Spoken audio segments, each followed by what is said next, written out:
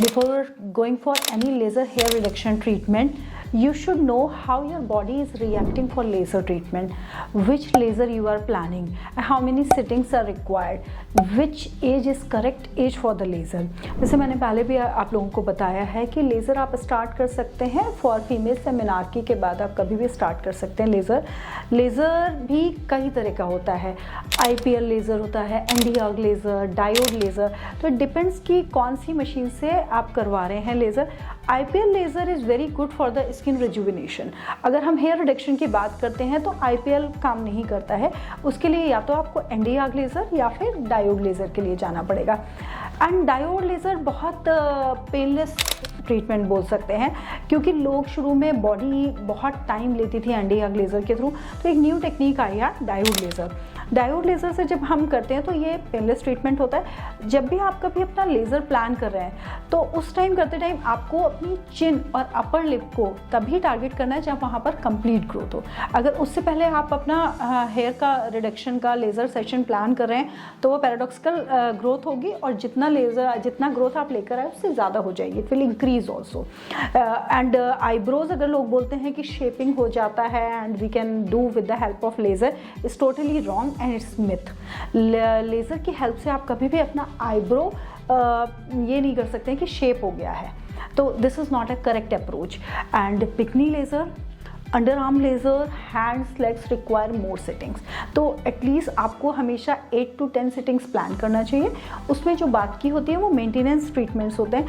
मैंने बहुत बार जब भी कभी पेशेंट्स आते हैं तो ऑलवेज़ यूज टू से कि मैम मुझे हेयर रिमूवल कराना है। मैं अपने हर वीडियो में आप लोगों को बताना चाहती हूँ कि ये हेयर रिडक्शन है, ना कि hair removal.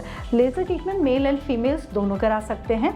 Full body laser अगर आप अपना प्री ब्राइडल से पहले प्लान कर रहे हैं तो you can plan for your pre bridal का एक कर सकते हैं कि हाँ आपने लेज़र को भी अपने प्री ब्राइडल में करवाया है, तो आपको पूरा साल लग जाता है या 7-8 मंथ लग जाते हैं उसको ट्रीटमेंट को कराने के लिए। अंडर आर्म लेज़र कराना हाइजीन पॉइंट ऑफ व्यू से बहुत अच्छा है। Bikini laser is again the hygiene point. तो hygiene is one of the thing कि अगर आपकी बॉडी में अननेसेसरी हेयर्स नहीं होंगे तो वाटर वहाँ पे डिपॉजिट नहीं होगा। अगर वाटर डिपॉजिट नहीं होगा तो फंगल इन्फेक्शन के चांसेस बहुत कम हो जाते हैं। तो लेज़र को अब क्वेश्चन आता है कि नहीं लेज़र कराने के बाद मैं बाहर जा सकती हूँ कि नहीं। डेफिनेटली आप लेज़र कराने के बाद बाहर जा सकते हैं। हाँ, सोप एंड कोई भी इरिटेंट अल्कोहल वाली चीज़ें जो होती हैं, जैसे किसी में इरिटेंट्स पड़े हुए हैं, आपको लग रहा है कि लेज़र कराने के बाद आपने कुछ यूज़ किया है, आपको ईचिंग हो गई, नॉर्मल कोई भी एंटी एलर्जिक आप ले सकते हैं। एंड कोशिश कीजिए कि 24 hours soap and body wash ये सारी चीज़ें अवॉइड किए जाए। If you want to use it then mild use करिए। लेज़र के बाद हमारी स्किन थोड़ी सी सेंसिटिव हो जाती है, तो व्हेनेवर यू गो आउट तो try to apply thick layer of sunscreen on your face और on your body. And best time होता है कि हम विंटर्स में लेज़र करा लें, जिससे समर्स में व्हेनेवर हमें लगता है कि अरे वाह अब हम अपने हैवी कोट्स रिमूव कर रहे हैं, सब कर रहे हैं, तो you can see your smooth body.